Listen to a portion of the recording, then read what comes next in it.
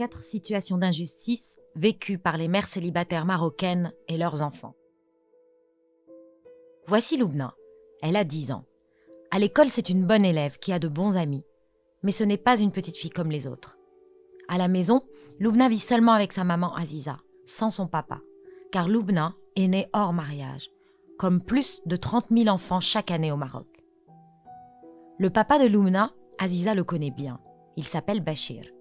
Un test ADN a même prouvé cette paternité biologique. Pourtant, Loubna ne porte pas le nom de famille de Bachir. Bachir refuse de l'avoir. Il ne participe pas aux charges de la famille. Elle n'héritera jamais de lui. C'est la loi au Maroc. Une loi qui viole les droits légitimes de Loubna. Ces droits sont pourtant affirmés dans les articles 32 de la Constitution marocaine.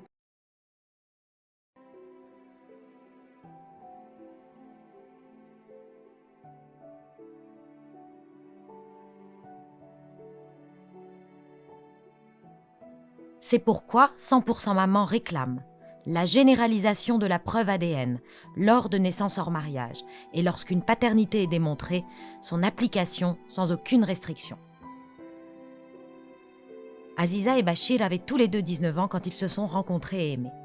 Aziza était peu informée et peu préparée aux enjeux d'une relation affective. Elle n'en mesurait pas les conséquences. Avec Bachir, il parlait souvent de mariage. Mais il l'a abandonné le jour où Aziza lui a annoncé qu'elle était enceinte.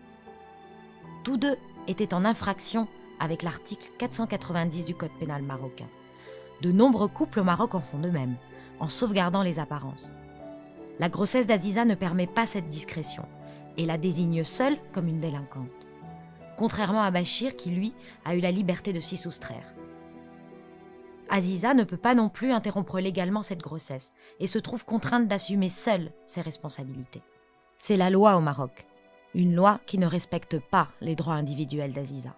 Ces droits sont pourtant affirmés par l'article 19 de la Constitution et l'article 16 de la Convention sur l'élimination de toutes les formes de discrimination à l'égard des femmes, convention ratifiée par le Maroc.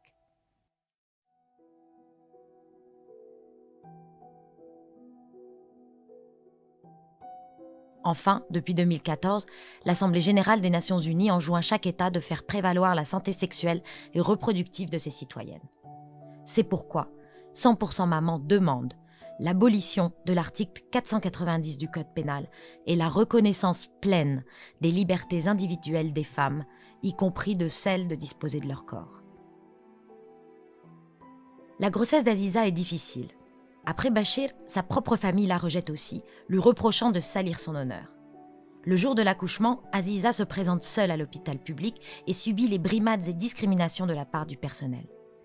Après la naissance du bébé, un policier la rencontre pour un interrogatoire. Il lui demande si elle souhaite garder ou abandonner son enfant.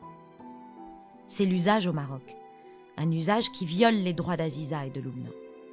Ces droits sont pourtant inscrits dans le préambule de la Constitution ainsi que dans ses articles 20, 21 et 22.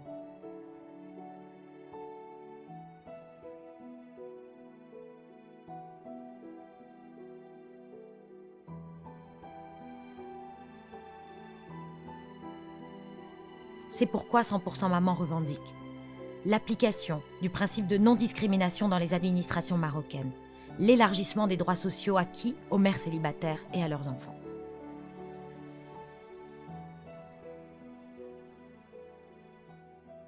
Aujourd'hui, Aziza élève Loubna seule, dans un petit appartement. Elle travaille dans une usine et cotise à la CNSS. Pourtant, elle ne peut y inscrire sa fille. Elle ne peut non plus bénéficier de la couverture sociale Ramed en cas de maladie, car ni sa famille ni aucun propriétaire privé ne lui accorde de domicile légal.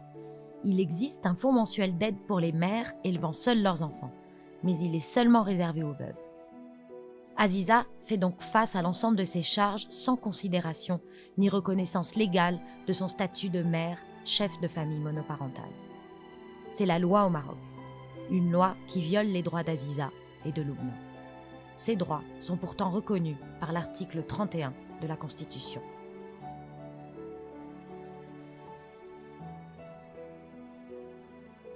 C'est pourquoi 100% Maman revendique la révision de la Constitution et du Code de la famille pour une reconnaissance officielle de la famille monoparentale, garantissant les droits des femmes et l'intérêt supérieur de l'enfant. À force de travail et de volonté, Aziza offre un avenir digne et autonome à Lubna. Mais quel impact aura réellement ce parcours de souffrance et de combat sur leur stabilité sociale et affective? N'y a-t-il pas d'autre solution plus juste et moins violente?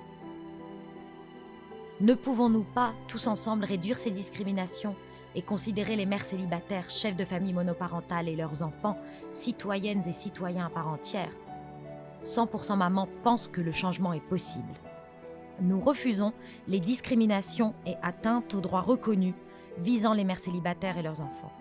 Nous refusons les atteintes aux droits individuels des femmes, y compris en tant que mères célibataires.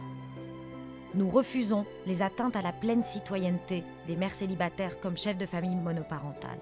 Nous refusons le déni de l'intérêt supérieur de l'enfant et la discrimination à l'encontre des enfants des mères célibataires. L'association vous invite à rejoindre son plaidoyer et à contribuer à l'amélioration de la vie de ces femmes et leurs enfants.